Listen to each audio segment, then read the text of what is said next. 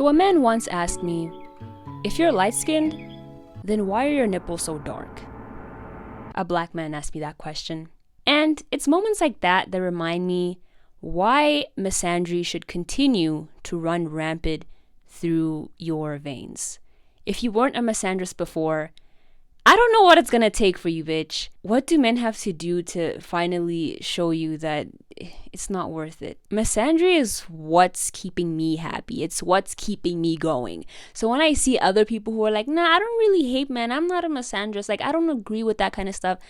I'm like, girl, like, what kind of life have you lived to the point where you don't want to engage in that type of lifestyle? I want to know what your life is like. I want to know what experiences you've had, what has happened in your life thus far to lead you to a point where you genuinely cannot hate men, even if you tried. When that black man asked me why my nipples are so dark, even though I'm light-skinned, not only did that remind me why misandry should live on and continue, but it also showed me that if you were swimming in buckets of coochie, you would not be asking me stupid shit like that. If you were swimming in seas of coochie, then I think you would know that nipples come in all shades and sizes, regardless of whether or not you're light-skinned. And it's not even about how many sexual partners this man has. Just simply being another black person, how do you not know that black people come in all different shades, regardless of whether or not they're light skinned? Like, coming in different shades isn't only referring to whether you're light skin or dark skin or brown skin. It also refers to your body in general. You are going to come in a plethora of shades. My knees are dark, my elbows are dark. Naturally, the nips are going to be dark too. And this was a stranger who said this to me. I met this man, and within 5 minutes of knowing him, he pointed out that my nipples were just so dark. They were just so dark. Like, oh my God. Like, he was that shocked that he had to say it out loud. He had to get to the bottom of the case. Why are your nipples so dark if you're light-skinned? That makes zero fucking sense in his mind. And in that moment, I was a little bit tipsy, but regardless of whether or not I'm drunk, it takes me a while to react to things. So I was just like, my brain just couldn't comprehend that this moment was real. I was like, maybe I'm dreaming right now. Like, I refused to believe that that was the reality that I was currently existing in, where a black man asks a black woman why her nipples are so dark. I could say the same thing about your dick, but welcome to Ways Men Have Made Me Uncomfortable. Just when you thought it couldn't get any worse, it does. So how did this all begin? Buckle up for the ride, because it actually does in fact get worse. So one evening, my friends and I decide to go to the club because we wanted to hear some club classics. We're standing outside of this club because one of our friends is not really feeling very well, so we're trying to attend to the friend before we head into the club. So while we're waiting outside of the club, there are about 3-4 guys who are standing there as well, and we randomly decide to conversate with them. And one of the guys that was there was the guy who asked me why my nipples were so dark, but I wasn't really paying him much attention. He was just there. However, there was another guy who also made me uncomfortable. It's just in the culture, I guess. If you're a man and you've never made a woman uncomfortable, are you really a man? So I'm having conversation with this guy. He's asking us some questions about ourselves, like, oh, how did you guys get here? Like, where are you guys from? And during our conversation, I can tell that this guy is taking quite a liking to me, which is okay.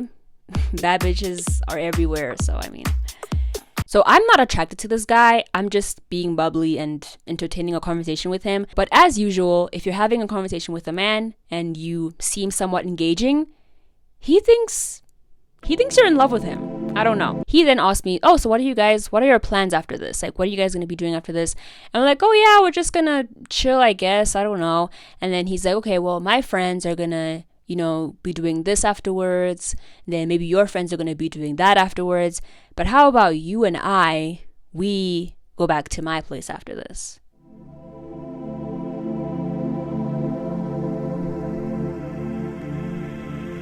And I'm like, oh, I don't know. I guess we just have to see. And that was the first time a man has ever, like, in my face, like, asked me for sex, basically. Because when a guy asks to head back to his place, I'm assuming we're not just gonna go there to play Monopoly. Pretty obvious what he wanted from me, but that was the first time I ever experienced something like that. But it's just not as direct as I've like experienced in the past. A guy has tried to like initiate some type of physical meeting with me, and within that I can tell that okay, that could potentially lead to something else, but it's not as obvious, I would say. I'm not gonna do that because I'm not interested, number one, and also I don't engage with people casually in a sexual way, so that just wasn't really my vibe, so I just kind of brushed off the situation. But what was so funny and weird was just how this guy was so eager to get me to take more shots. So I made a mental decision that I'm not going to be taking any more shots. I'm good.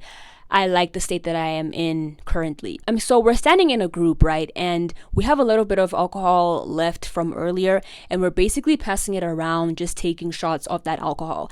And the guys, he's taking a shot, the other friend is taking a shot, my friend is taking a shot, whatever. And then he gestures the drink so that I can take a shot. And I'm like, no, I'm good. And he's like, no, you need to take a shot. Like, what do you mean you need to take a shot? And I'm like, no, I'm good. No, we can't be the only ones taking a shot. You need to take a shot too. And I'm like, I think I'm okay. Another round of shots goes around. And again, this guy's like, no, like, you have to take a shot. Like, no, you have to. Like, come on. Like, just please take a shot. And in this moment, I'm thinking, are you trying to get me beyond wasted that I have no choice but to fuck you by the end of the night? Like, is that what's going on? Because you are the only person that's eager to get me to take all these shots. And in this moment, I'm also feeling a wave of secondhand embarrassment. Like, are you that desperate that you need someone to just be fucking drunk for them to agree to have sex with you? Because there's absolutely no way you would be telling me to take all these shots if you weren't attracted to me. So at some point we get into the club, and this guy is standing right behind me, just like brushing my arm, stroking my arm, just trying to get like my attention so that I could maybe like leave with him. And I'm just so confused. Like, is this the first time you're seeing a baddie in real life? Like, is that what this is? Like, you just can't believe that this is happening to you right now and it might not happen again? Like, is that like...